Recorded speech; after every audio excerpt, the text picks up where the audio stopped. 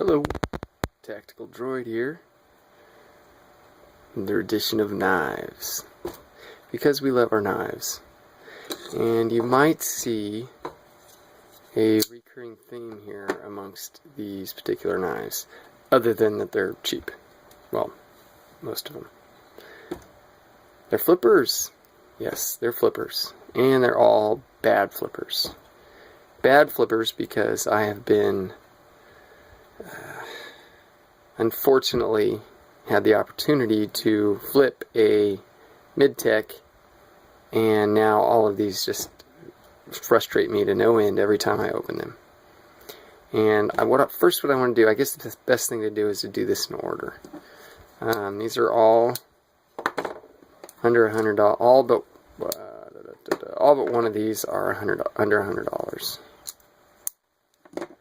So the rest of them that they run the gambit all the way from like $29 to $79, all the way up to $100.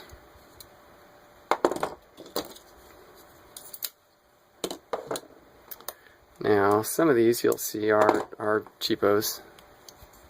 Some of them are not. What makes a good flipper, though? That's the first thing. To me, a good flipper to me is something that, as you activate the flipper mechanism, it comes out, it breaks the detent, and it flies open in a relatively easy way. Now, I didn't flip that one, I'll tell you why in a minute, but it needs to come out solid. You don't want it to sound like sandpaper going through. Let me give you an example here. I don't know where the sound pickups are, but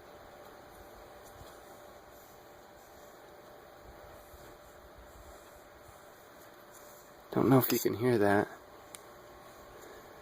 Let's see. Anyway, that sounds like sandpaper. Sandpaper. It's actually a decent flipper, but that friction is really slowing this thing down.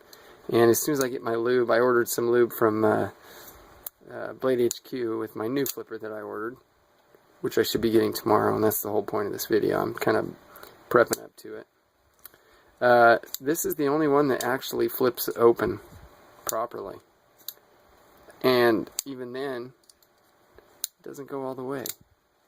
You have to do kind of a light switch thing. I know people have talked about that. You have to kind of see, it starts up here, you got to end up way down here. And you couldn't even do that when this thing was new. However, here's the cloned version of the copy. And this one's even worse.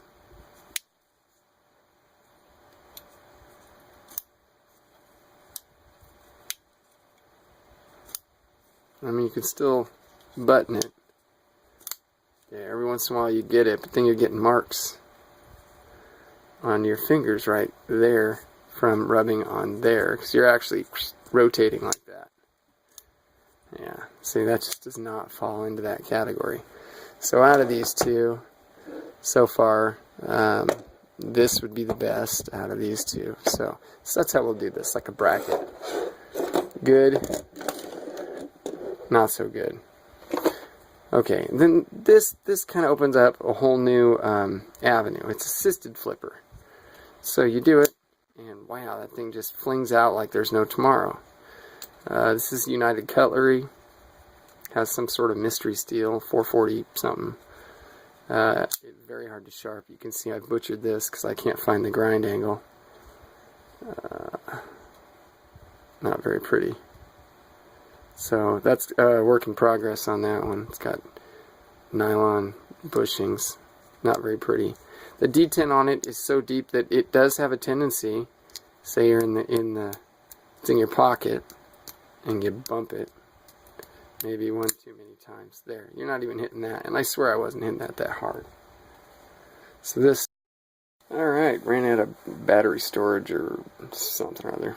Anyway, what I was in the middle of saying was the detent on some of these cheaper knives, especially from United Cutlery, are really, really touchy, really soft metal. I mean, the design, the look of these things, the aesthetics are really nice. I mean, that's a really nice looking aluminum scaled. It's got those those washers in there I was talking about a second ago. They're like nylon washers. You know, it's a cheap approach to try and make a cool knife.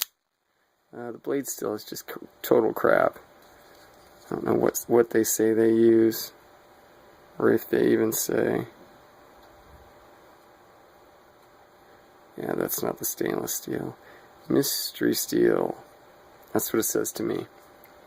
Lockup is 100%, which that's never good. Anyway, so I would have to say, you know, for the action of flipping, it's great, but it's knocked down a notch or two because it's not practical. It's kind of dangerous. So that's the black ball, not blue ball. That's going over here. Okay, next one up. Actually, I think I went over this one a minute ago. This is not a flipper, folks. Why they even wasted their time putting it there, I'm not sure. It's a definitely a good flicker. The balance of the blade is good once it comes out. Lockup's about 60%. It's not a really heavy knife for what it is. I mean, it's a 4-inch blade. I don't know what the steel is on this. It has kept its edge pretty good. If I had some, let's see if I have some medium to cut on here. Okay, we've got the. I don't think it's going to work on this. It's sharp, but it's not that sharp.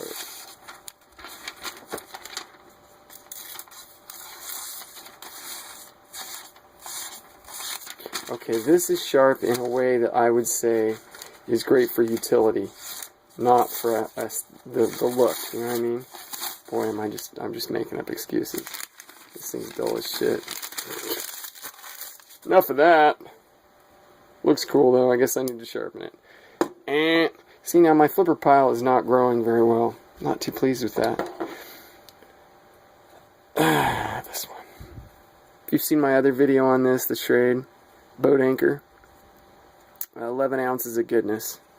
However, it has a flipper on the back. Okay, I wasn't supposed to do that.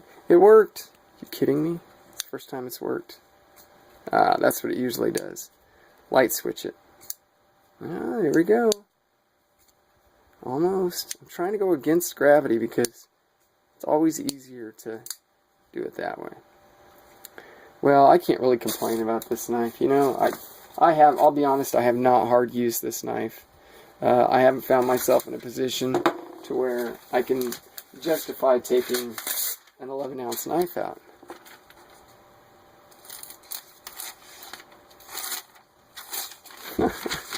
You know what it is. This is great on like binder paper, but this is for razor sharp cuts, and these guys just aren't ready for the prime time. Let's see, it's just the paper. It can do it. It can do it. You can get some good razor whittling in.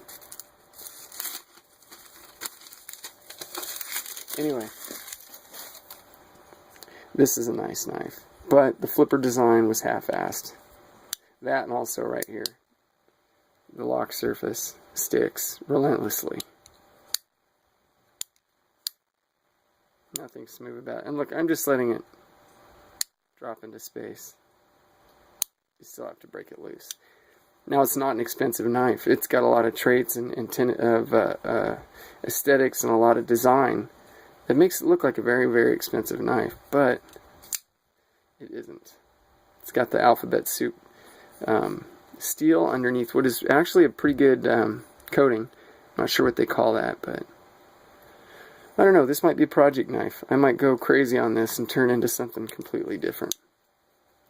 This flipping action, though, is way better than these. I'd be giving this knife a disservice by putting it over there with these crappy ones.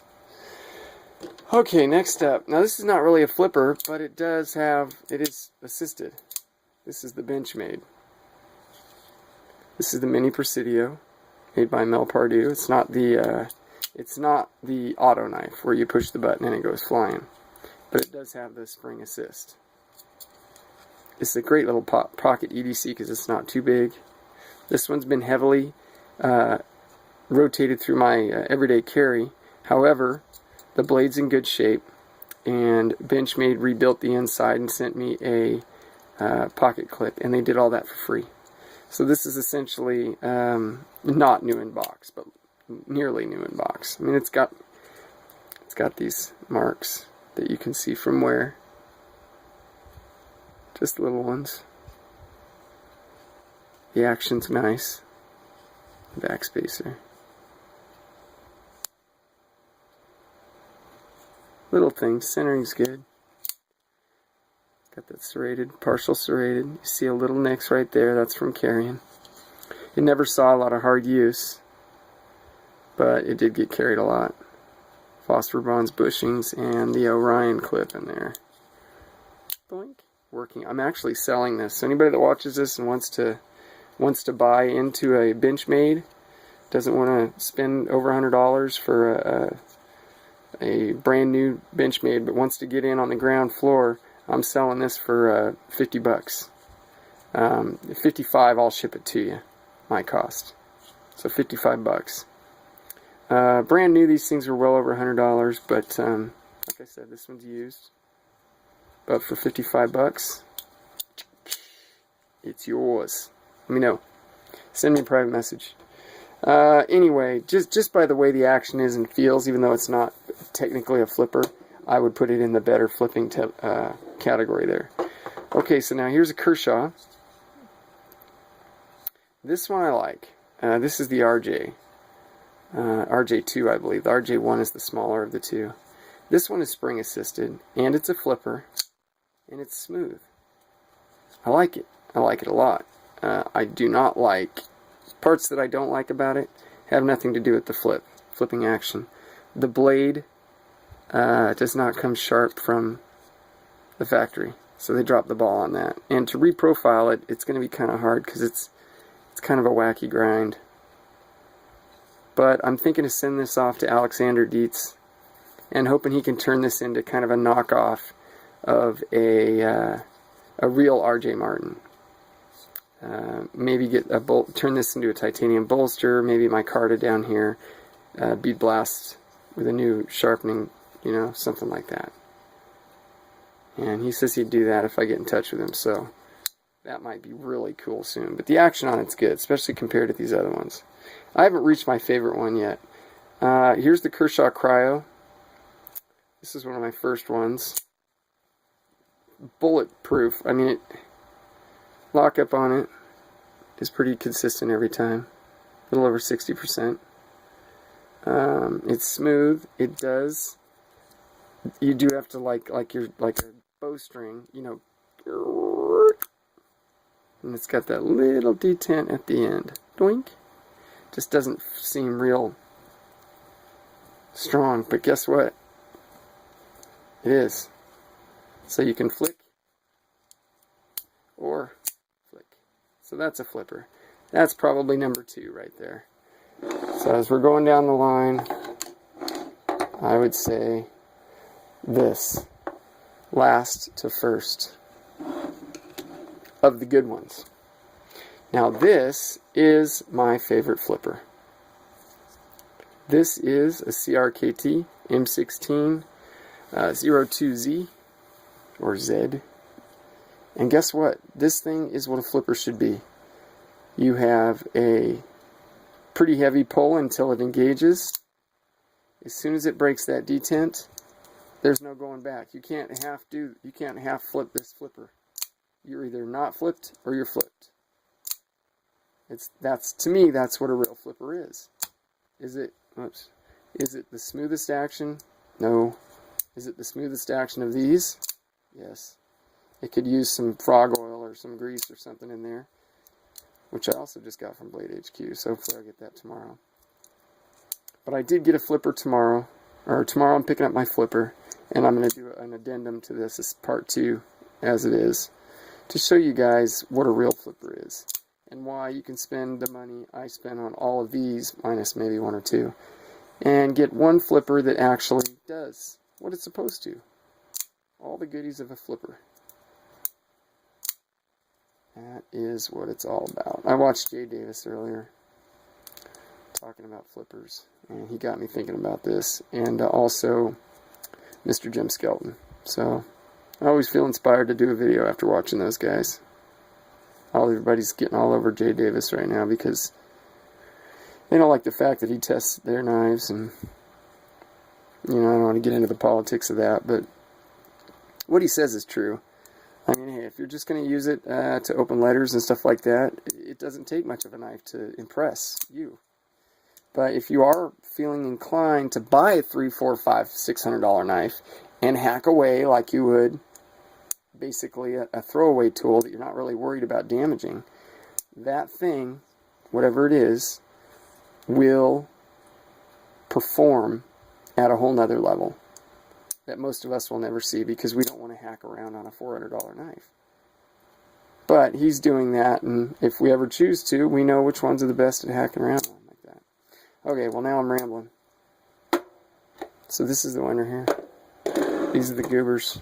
The winners: CRKT M16 02Z, Kershaw Cryo, a replica Hinderer with the D2 steel and titanium, everything else. The RJ1 or RJ2 from Kershaw, the Benchmade Mini Presidio, and the Schrade Boat Anchor. All very cool knives. Can't go wrong with any of them. Buy them on Blade HQ. I sound like somebody else now. Peace.